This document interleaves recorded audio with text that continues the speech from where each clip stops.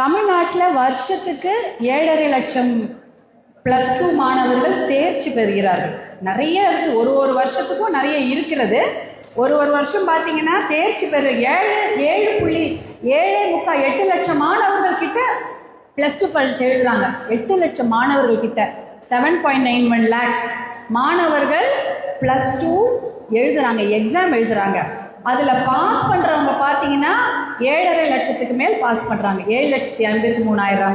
இந்த வருஷம் பார்த்தீங்கன்னா 7,53,694 மாணவர்கள் பாஸ் பண்ணியிருக்காங்க. கிட்டத்தட்ட 95% மாணவர்கள் +2 எழுதின மாணவர்கள் பாஸ் பண்ணியிருக்காங்க.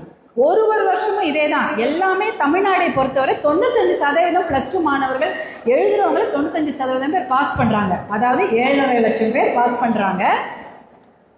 ஆனால் எல்லாருக்குமே பார்த்தீங்கன்னா டாக்டர் ஆகணுன்ற நிறைய கனவு. 7.5 லட்சம் பேரில் பாதி பேராவது நீங்கள் கிளாஸில் போய் கேட்டிங்கன்னா என்ன சொல்லுவாங்க? நாங்கள் டாக்டர் ஆகணும் அப்படின்ற கனவோடு தான் இருக்கிறாங்க. எடுக்கிற சப்ஜெக்ட் பார்த்தீங்கன்னா maths and science. Maths science தான் எடுக்கிறாங்க. ஆனால் எம்பிபிஎஸ் இடங்கள் தனியார் கல்லூரி, அரசு கல்லூரி, டீம்டு யூனிவர்சிட்டி எல்லாம் சேர்த்து தமிழ்நாட்டில் எவ்வளோ இருக்கும்னு தெரியுங்களா? 11,500. அதாவது 7.5 லட்சம் மாணவர்கள் பாஸ் செய்கிறாங்க. அவர்களுடைய கனவெல்லாம் எம்பிபிஎஸ் டாக்டர் ஆகணும் என்பதுதான். ஆனால் தமிழ்நாட்டில் இருக்கக்கூடிய எம்பிபிஎஸ் இடங்கள் 11,500, அவ்வளவே தான். அதாவது 2004க்கு முன்னாடி இது கூட கிடையாது.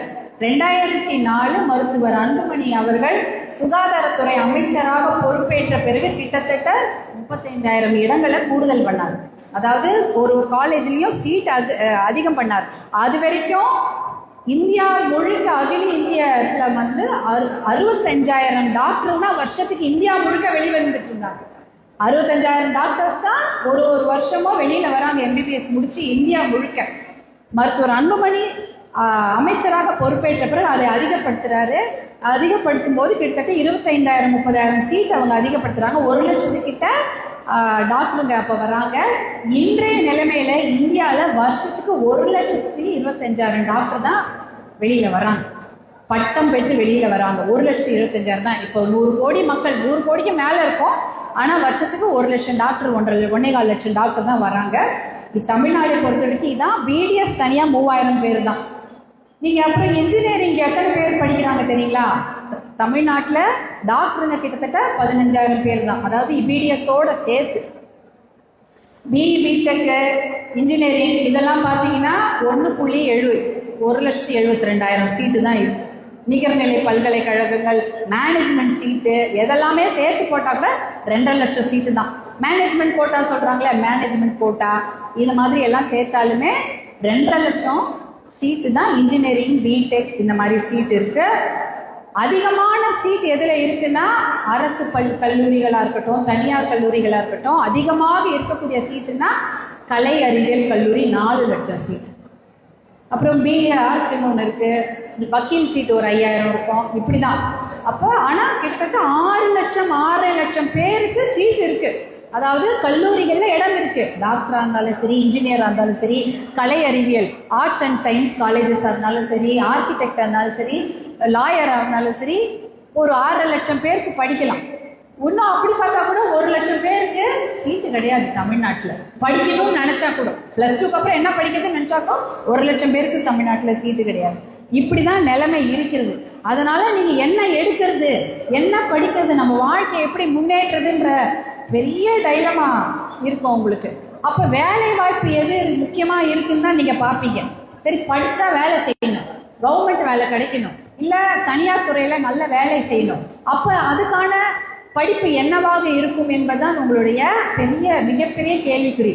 நீங்கள் அதை பற்றி இப்போ யோசிக்காதீங்க. +2ல் படிக்கிறவங்க நீங்கள் ஐயோ நம்ம 3 வருஷம் கழித்து படித்து முடித்தா நமக்கு அரசு வேலை கிடைக்குமா, 5 வருஷம் கழிச்சா நமக்கு தனியார் துறையில் வேலை கிடைக்குமா அப்படின்லாம் யோசிக்காதீங்க.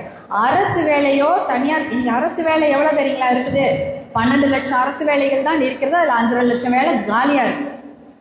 அதே போல் தனியார் துறையில் வேலை இருக்குது. சர்வீஸ் செக்டர், ஹாஸ்பிட்டாலிட்டி செக்டர் நிறைய இருக்குது. அது கிட்டத்தட்ட 1 கோடி பேருக்கு இருக்குது. அதிகமாக இந்தியாவில் வேலைக்கு கொடுக்கக்கூடிய துறை எதுன்னு பார்த்தீங்கன்னா விவசாயம் சார்ந்த துறைகள் தான் அதிகமாக வேலை கொடுக்கக்கூடிய துறை.